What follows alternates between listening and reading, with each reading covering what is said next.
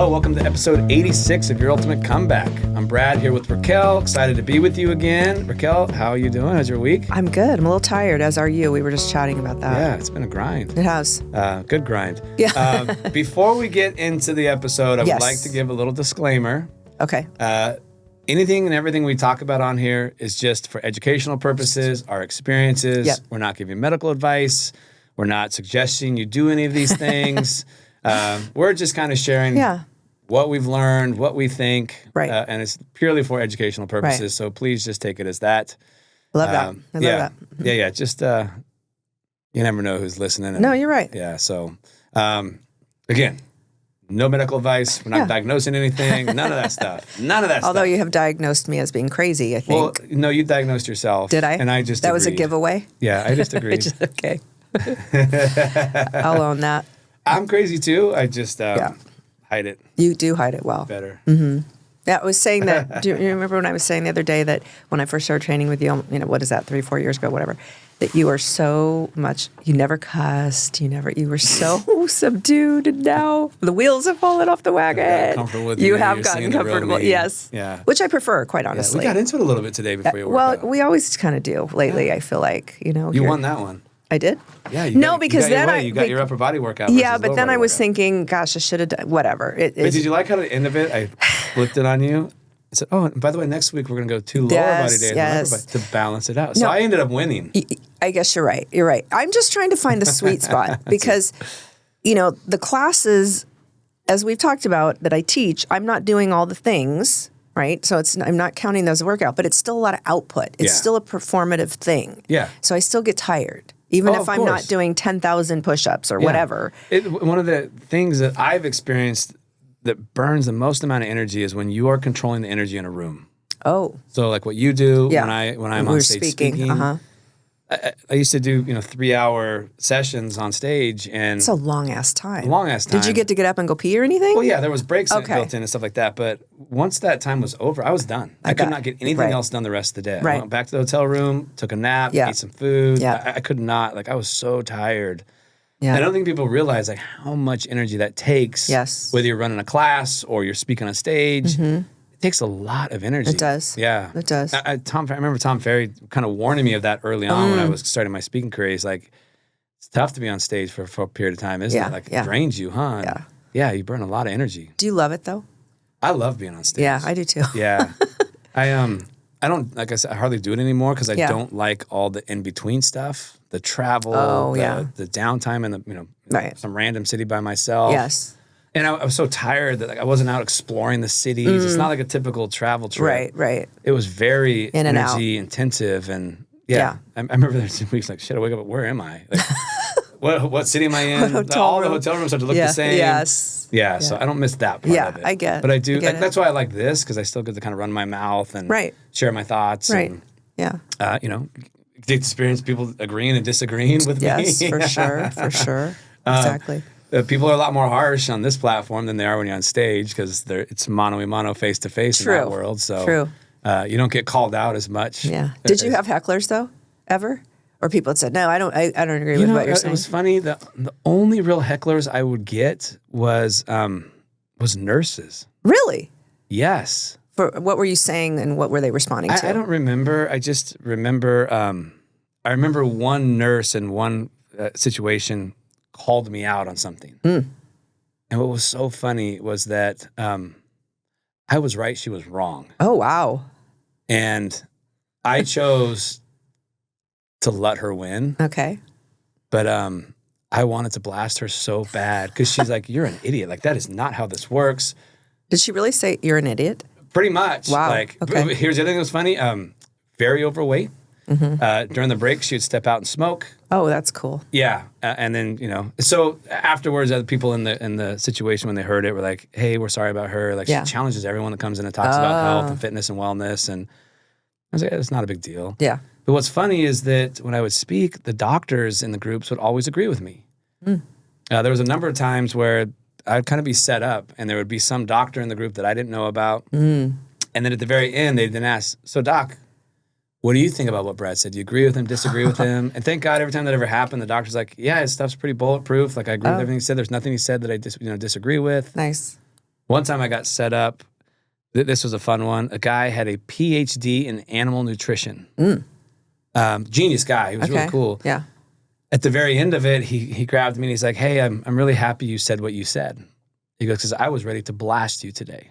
He goes, "So often people come in and talk about nutrition and these things, and they're so set in their ways." Yeah. And their answer is the right answer. And how you presented it, I could tell that there is no one right answer, that we don't really know. Yes. The way you strategized it was pretty impressive because, you give us a roadblock of, okay, here's kind of a blueprint to start, and here's all the ways you can start to assess to see what changes you need to make.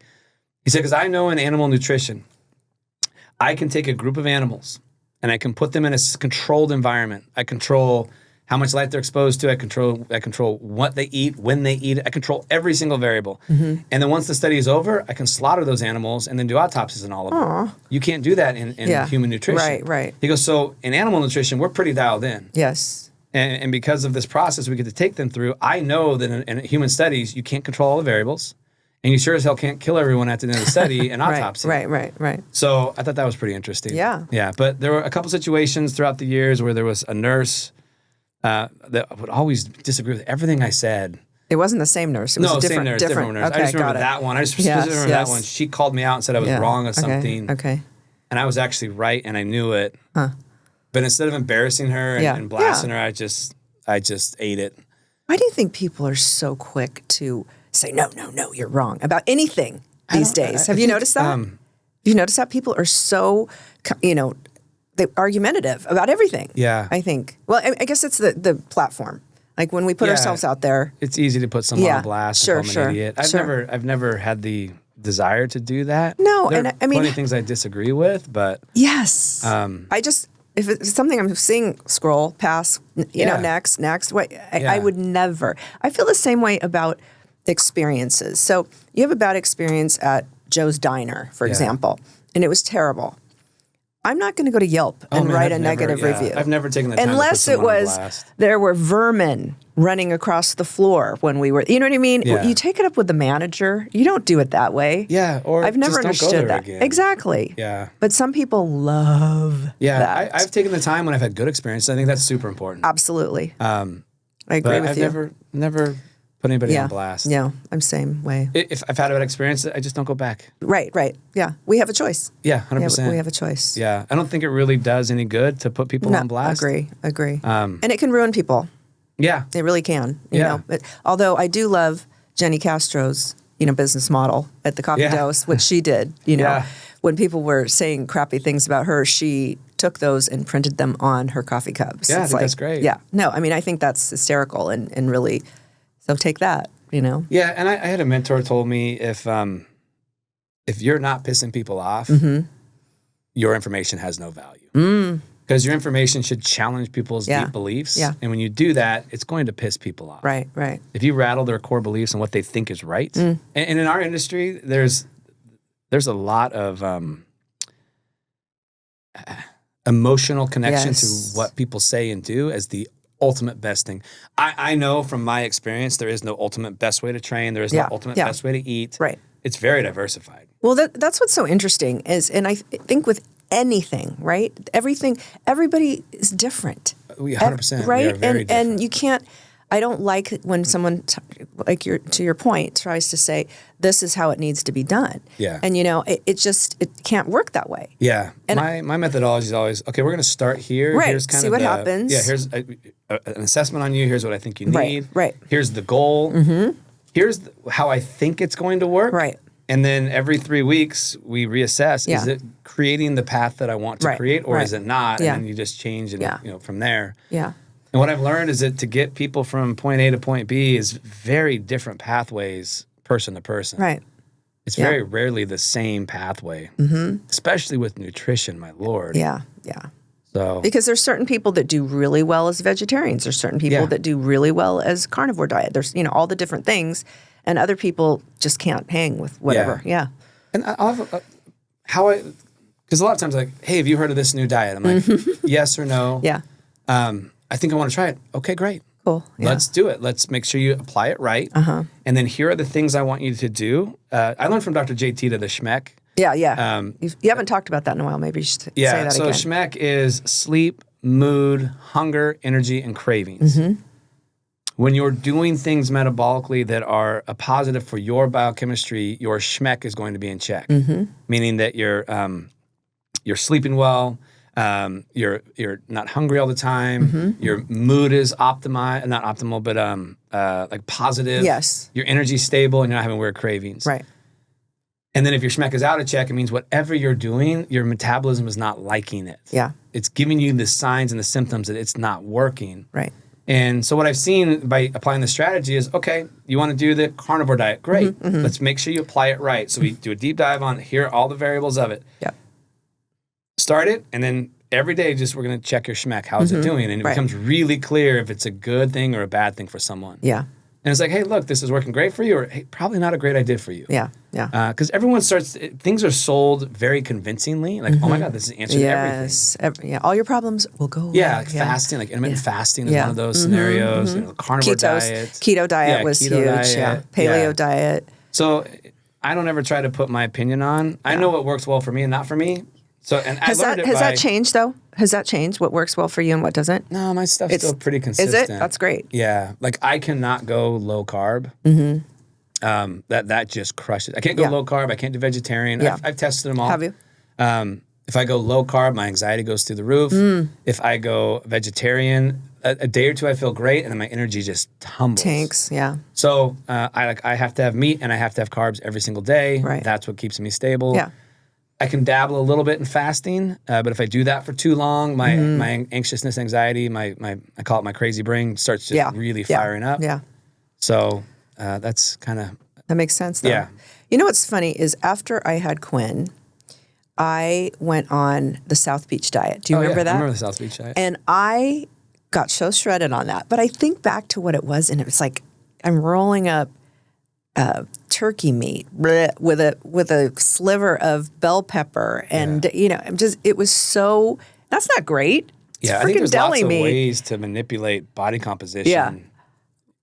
Using strategies that actually aren't healthy. No. Yeah. Plus, it was probably just a calorie deficit. Yeah. Is what was happening. And to be like super lean is not healthy. Yeah. Well, tell everybody that.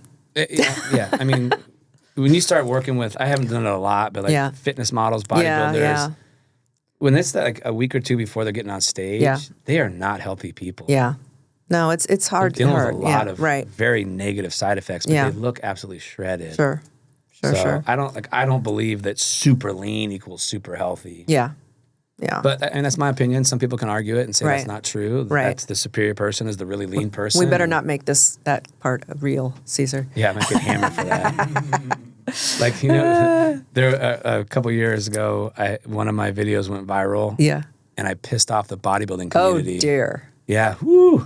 They came at you. Yeah, you got to be careful who you talk to. No, because, definitely. I was just sharing that I don't believe in the bulking and cutting strategy. Oh, and they said... I was not talking about bodybuilders. I was talking about normal human beings in the podcast. Yes, but the clip came out as so they thought. And what's funny is I learned it from a guy who was really big in the bodybuilding world. Yeah.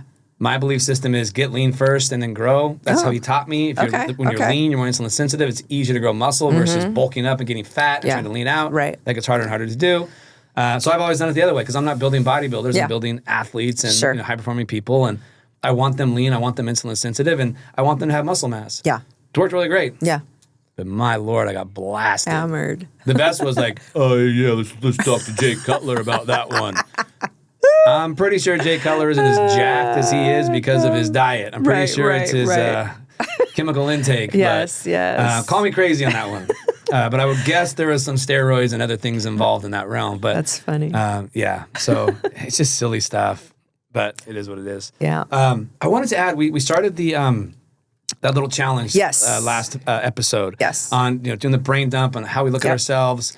And then the things that we want to say to ourselves every day in the mirror to try to change how we view or how the brain believes we view our body. Yes, and ourselves, right? And ourselves, yes. Because I really believe that how you talk to yourself dictates how you see yourself.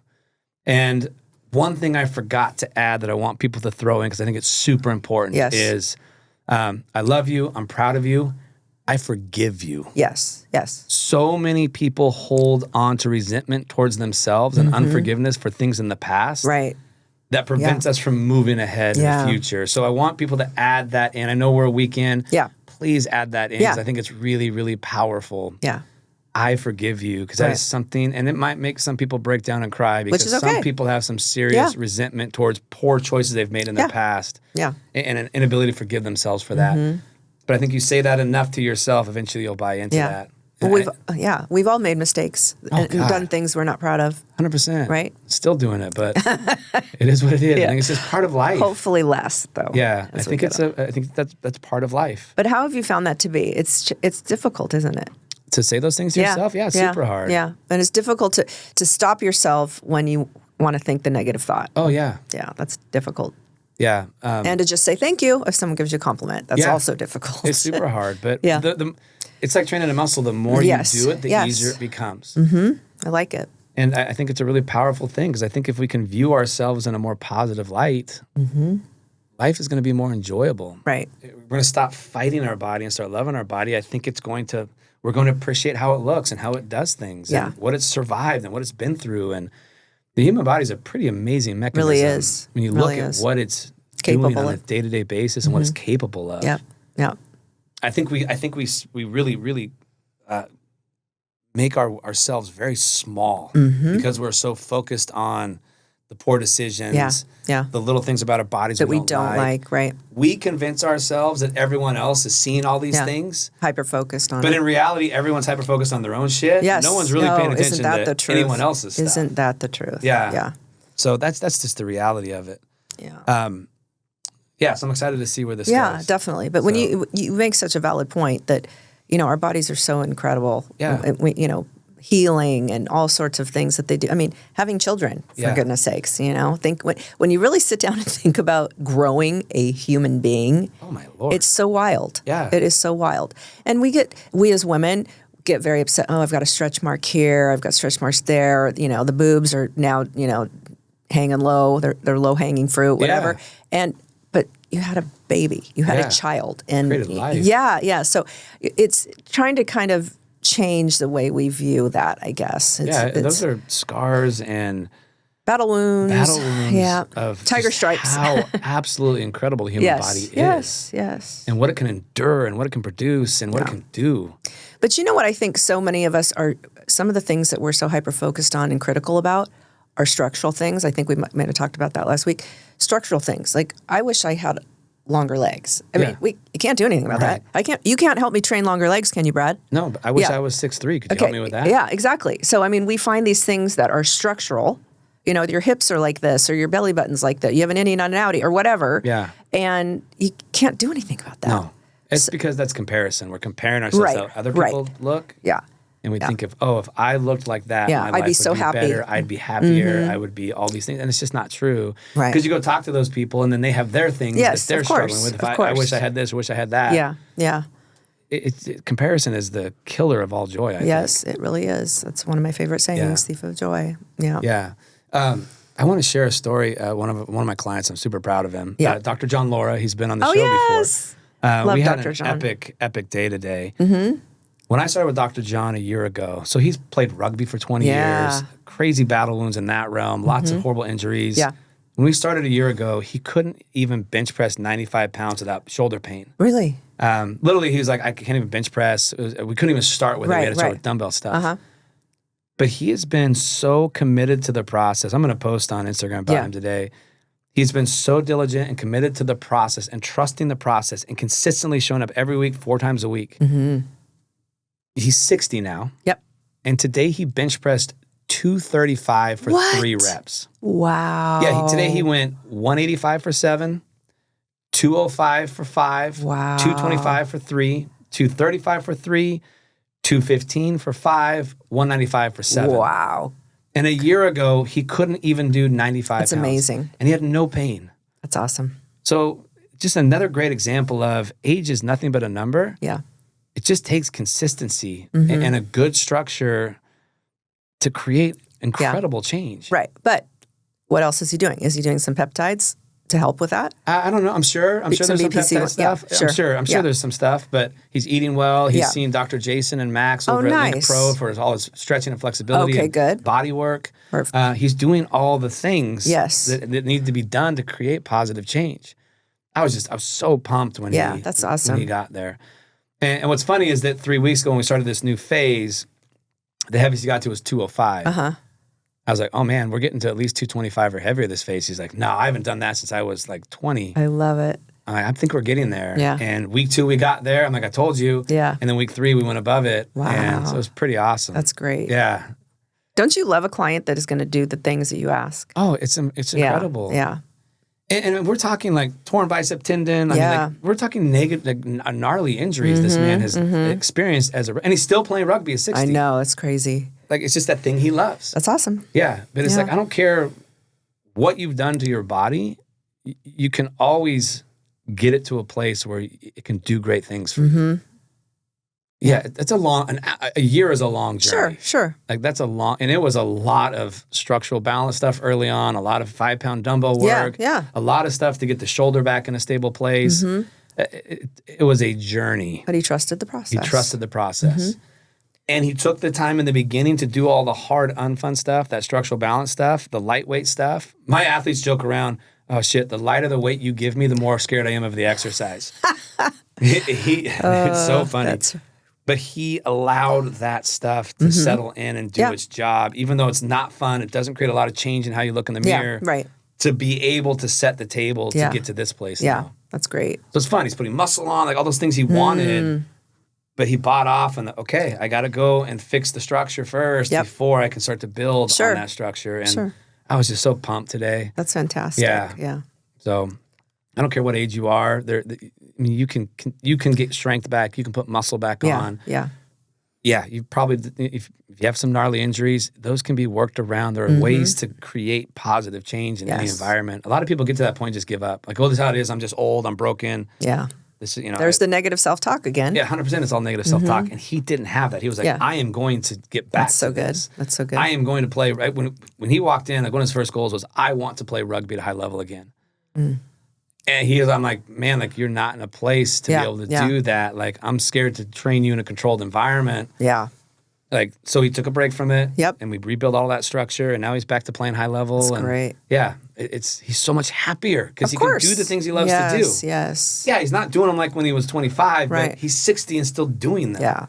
Yeah. So, and knock on wood, he's not getting hurt. Yeah. Like, that's awesome. It's my favorite part. So. Well, the program works, and when you're doing the things you're supposed to do, and, not cheating the sleep and not, Yeah. And I'm going to give a shout out to the crew that has really had the biggest impact on this stuff with me. It's Kilo Strength Society out of Miami. They used to be here in Huntington Beach. I tell every trainer I know, you got to go study under these guys. And hardly anyone ever does it. Yeah. But that group, what they teach to trainers is game changing. For athletes, for general pop. Yeah. The structure they have built there's nothing like it. Yeah. And I just wish more trainers would go learn it. Yeah.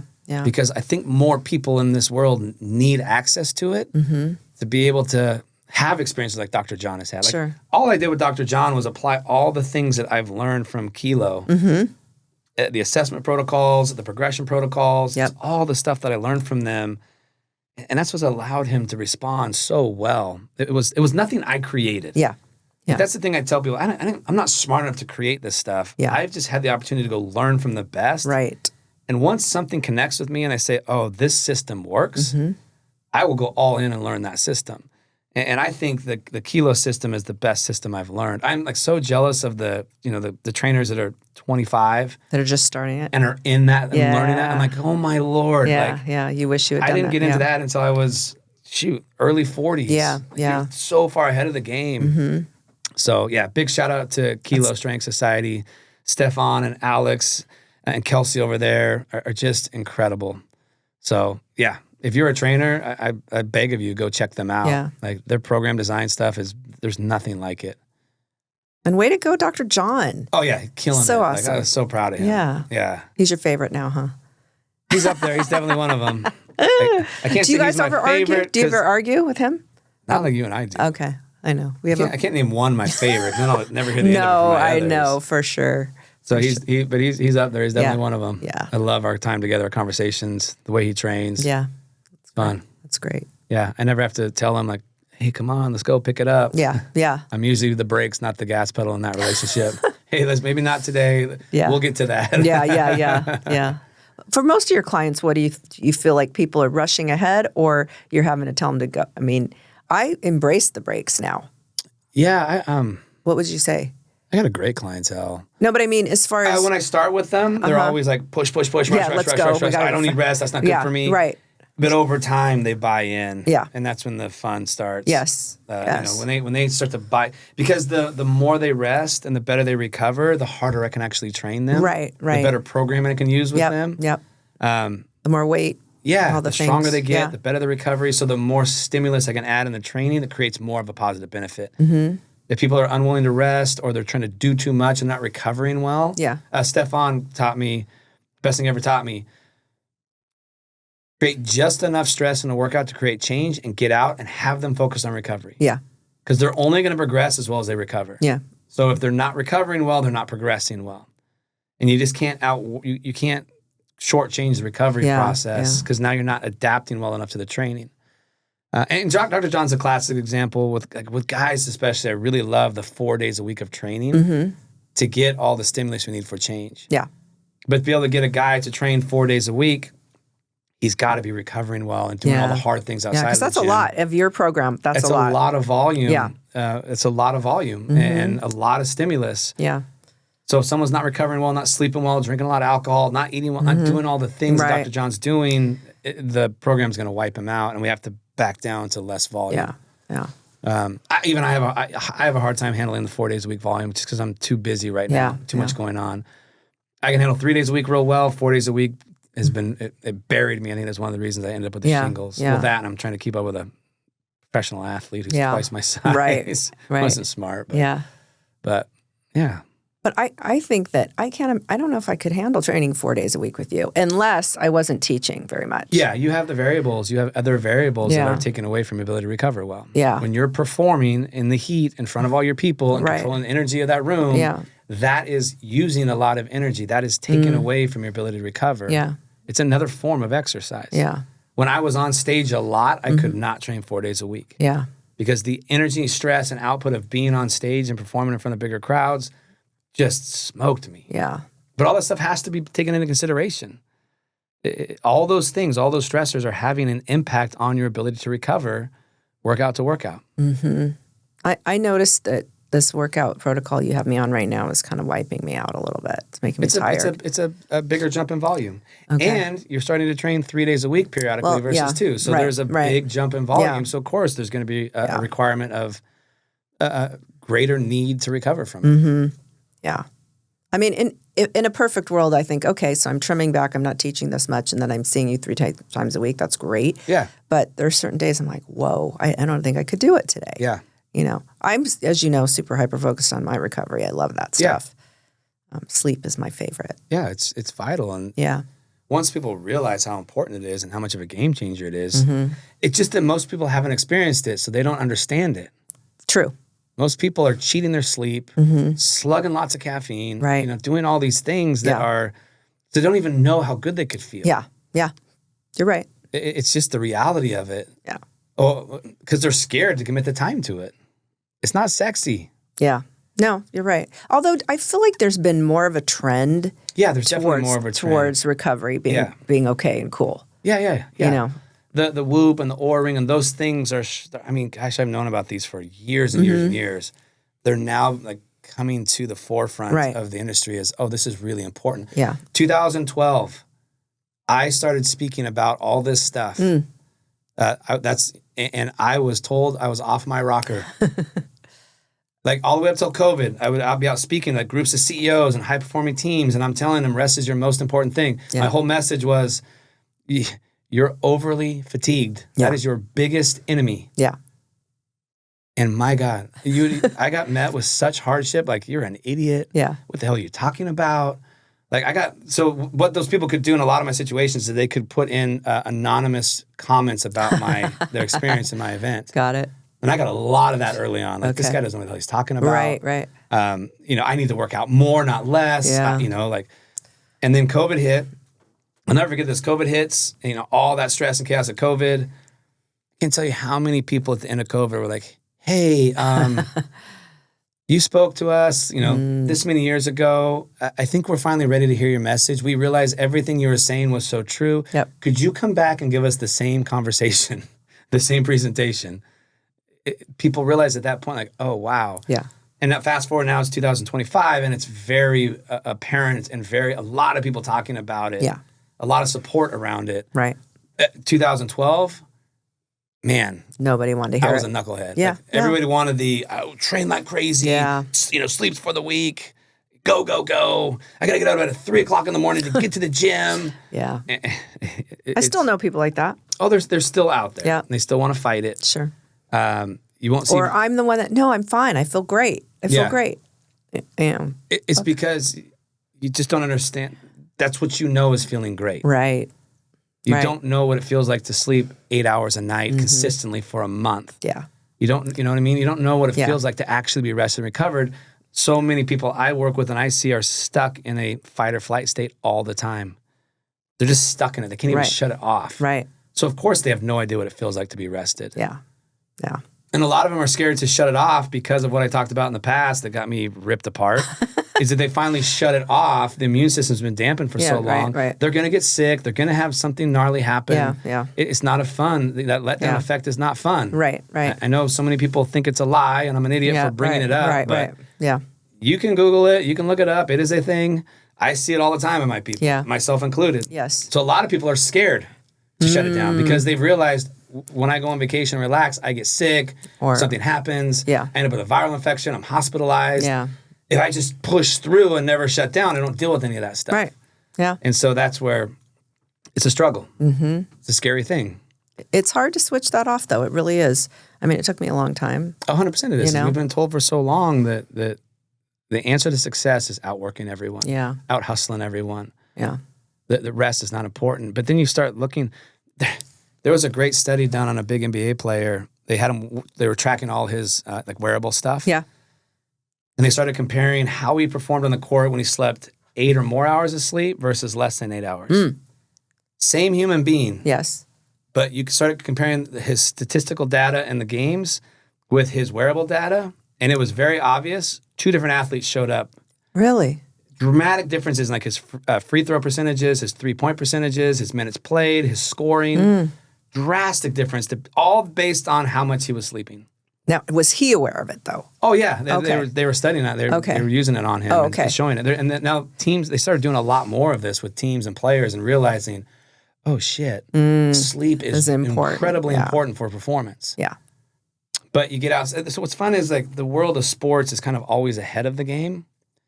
And then general public kind of slides down the road. Yeah. So I remember 30 years ago, I got put on an HRV machine. It was this huge machine. They put all these strobes on me, and it was only available to professional sport teams, things like that. It was $30,000 for the machine. Wow. It's called an Omega Wave. Okay. And the first time I got put on was 30 years ago, and this guy's like, yeah, you're jacked up. You're HRV. I'm like, what the hell are you talking about? This is stupid. Right. Fast forward today, now we're really involved with it. Mm-hmm. I remember it was a golf pro. I was down at one of the South Orange County. This guy's down there, hooks me up on this thing. The hell are you doing? And it came out and I was like, wow. Fast forward today, 30 years later, it's like, holy cow, this is so athletes have been using this stuff for a long time. Mm-hmm. But now it's funny on the general pop, it's this is the newest, hottest thing. And and what all that data showed us was how important sleep is for performance. Yeah. I saw this thing on Instagram about you can choose 2 things. You can choose 8 hours of sleep a night forever, $150,000 shopping spree. Your pet lives forever. No traffic ever. But you could, and one more thing, which I can't remember, but you could only choose 2. And right away I'm like, oh, sleep. Oh, yeah. For sure. And then the pet living forever. Yeah. For sure. Also. But yeah, I love my sleep, and I used to have 0 problem sleeping. Could sleep anywhere, anytime. It didn't matter if the pillow was right. Didn't matter if the bed was different. Just, one of those that fall asleep in the car immediately. Yeah. Now it's a little more of a dance for me. All the things. I think because there's some Go ahead. Neuroticism around it. No, I think it also has, I honestly think, I would own that if I thought that was it. I don't think it is. I think it's more like changing, that going through menopause. Yeah. Well, that's when it started to change. Didn't start to change. You started looking at your sleep score every day. Because that happened before I was doing all that stuff, I think. Yeah. I notice a lot of people get so freaked out about their sleep scores that they stress out trying to sleep at night. Mine, you know what? I think readiness I pay more attention to. I stress out about readiness more than sleep, I think. But honestly, I don't think that, I think, that the menopause came first before. Let me think about that. Stressing out over your readiness is causing your readiness to be lower? What's the correct answer, Brad? All I'm saying is I need a cool room. I need, my bed has to be cold. I need a fan going. I need to wear earplugs. I need to wear a face mask so it's dark because I don't have blackout curtains. My husband and I, thank goodness we have the bed that we can situate the way we want. But even Quinn said last week, she goes, our house is so hot. It is so hot in here. She turns the AC down to like 68. Matt's like, it's freezing in here. You have 2 women in here. Yeah. We win. But it's better. What's the temperature? I remember you saying something that's the optimal temperature to sleep. It's in the 60s, right? Yeah, I think it's right around like 68.4 degrees or something like that. It's cold. It's cold. It's cold. Yeah. I love having blankets on and being cold. Yeah. That is awesome. It's that makes definitely sense. easier to get a deeper sleep when it's cold because the brain needs to cool off a little bit to sleep deeper. But you know what I've noticed now is when I wake up, sometimes if I wake up, just go pee, okay, that's quick, in and out, whatever, and I can fall back asleep. The other night, I woke up and I was thinking about something that had happened in the day, replaying it in my mind, and I couldn't think of a word. And then I started stressing about that. Oh my God, my cognitive function has completely declined. Oh my God. And I was stressing out about that and I was trying to think of the word. And then, it's the tip of tongue syndrome. So you don't think about it for a moment and then usually it comes right to you. And I did that and all the while I'm lying in bed. And then I'm like, okay, revisit that. No, it's still not there. And then I spent time spinning out about that. So I'm really good about finding things to spin out about. Yeah. I don't know. I think a lot of people are. Yeah. I wanted to share one last thing before we wrap this up. Yeah. We talked an episode or 2 ago about the peptides we're playing with. And again, disclaimer, I'm just sharing my experience with peptides. I'm not giving any medical advice on them. Right. But I had I went on my peptides that, to help with bringing my cholesterol down, some blood sugar, all that stuff. And last night I had a really interesting experience. Took my dog for a walk. And normally he doesn't poop in the evening walk. And so I didn't bring a poop bag with me. And we're walking the neighborhood and we get like to the farthest point of the neighborhood and he decides to poop in someone's yard. I'm like, shit, I don't have a doggy bag. Like, oh, damn it. And I'm like, I'm stressing out. I'm going to piss people off. So I run him home. Put a little note. Yeah, I'll be right back. I run him home. So I run him home a half a mile. And if you know anything about me and running, they don't go together. Yes. Like I used to run a block. You sprint, maybe. Yeah, but anything over like 100 meters, I'm done. Yeah. Even 100 meters is dangerous. It's really hard. Right. But I'd run a block and I'd be gassed. Yeah. And I have to stop. I run all the way home with him. And then my daughter has my car because she was out. So I have to run all the way back. Oh, gosh. And I'm not even paying attention. I'm just worried that they'll piss these people off. Right. And about halfway running back, I realized, oh my God, I'm not even tired. Oh. My heart rate's not high. I'm not gassed. Yeah. And I've done no running. Yeah. Yeah. And it's like, it's those calves, Brad. It's those calves. No, those usually cramp up really fast. It's another negative nemesis for me. Okay. Is that I start to try to run, they cramp up immediately. Oh, okay. Okay. And I'm getting them like, wow, no cramping. My heart rate's fine. I feel great. I'm breathing fine. What the hell's going on? And so I pick up the poop. I didn't run home. I walked home. Okay. But so I went and I looked up the peptides that I'm on. And I'm like, what the hell's going on? Yeah. And I want to share a couple things that some of these peptides are doing for me that I wasn't even aware of was happening. Behind the scenes. Yeah. So these are potential things that some of these peptides, specifically the MOTC and the SS31, are doing for me, and also the BPC. So a couple things I learned. MOTC and the SS31, improved mitochondrial efficiency equals more ATP, less stress. So my cells are producing more ATP with less oxygen demand. The heart and muscles didn't need to work as hard to meet the energy needs. Result, lower perceived effort and reduced heart rate for the same workload.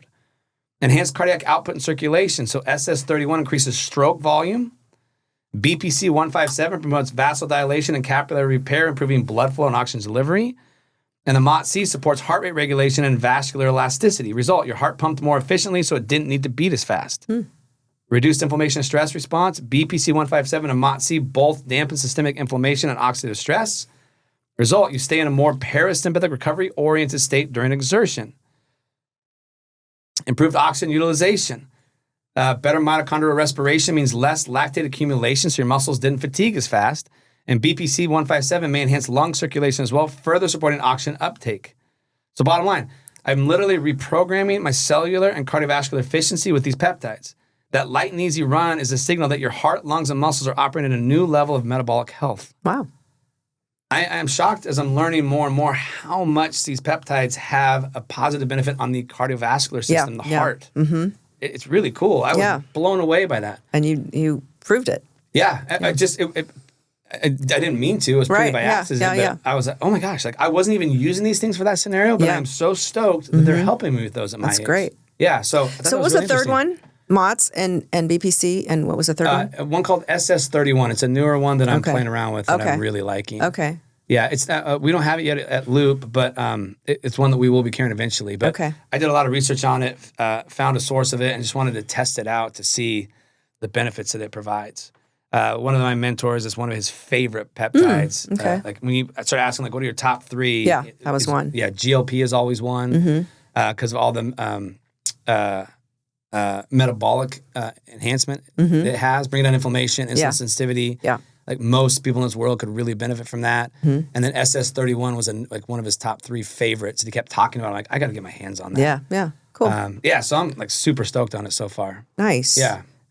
Yeah, so again, if you're looking for cardiovascular health, improvement, these may be something to explore and research around and play with. There's so many. There's so many, and so many great. 3,000 of them. Oh, is that right? Yeah, is what they've discovered so far. I think it's around 3,000. Wow. There's nowhere near that many in circulation you can access, but I'm super stoked on that. Yeah. Awesome. I saw a video flow through by Dr. Voss. He's a Yale-trained doctor. Talking about BPC 157 and the benefits it has with the heart. Yeah. And how if people would take BPC 157, it would drastically reduce the amount of heart issue we have in America. I thought that was fascinating. Wow. Yeah. And he kind of lit up the pharmaceutical world. Yeah, it's probably not going to happen, right? Because there's not money to no, because it would and he says that, like, if you start reducing the need for all these other drugs, that's going to have a very negative impact on the economy. But the reality is that if you're, like, as he put it, a doctor that's really interested in helping people with heart disease, this is a very viable thing. Yeah. So. Well, I mean, I think with healthcare and the way it's gone and how expensive it is, it would behoove us, right, to do our own research and to 100%. You got to take it into your own hands. I think. Yeah. I just had my labs redone this morning actually. Oh, okay. To see over the first, it's only been 6 weeks. I just was really excited to see after feeling that, like, is this really like what's happening? From a lab standpoint. Right. So what do you read? What do you do? The same ones that you did when you started Loop? Is that what you do? Every like 6 to 8 weeks I do a general panel of things. Got it. And I threw in a couple of the ones that came up as flagged for me on the Loop labs that we ran. Yeah. Just so I could see if they're improving or not. Nice. Yeah. I didn't run like the ones that, like some of the more advanced ones that I had no issue with. I didn't rerun those because I know they're not a problem. Right. I wanted to see the specific ones that were being targeted. Right. And compare. Yeah. That's cool. I like it. Yeah. Awesome. Well, I think we should wrap up there. Sounds good to me. All right. Okay, until next time, keep up on it's not journaling. It's speaking to yourself. Yeah. We need to, what's the name of it? The what challenge? The Be Kind to Yourself challenge? I don't know. Did we didn't even give it a name. We need to give it a name. Self-kindness challenge. I like that. There we go. Yeah. Yeah. Or, I don't know. It shouldn't just be the challenge. The challenge. 30 hard. Although people might like just the challenge, Anyway, okay. Well, we'll see you next time. On that. Yeah. We'll brainstorm. Yeah, perfect. Thank you. All right.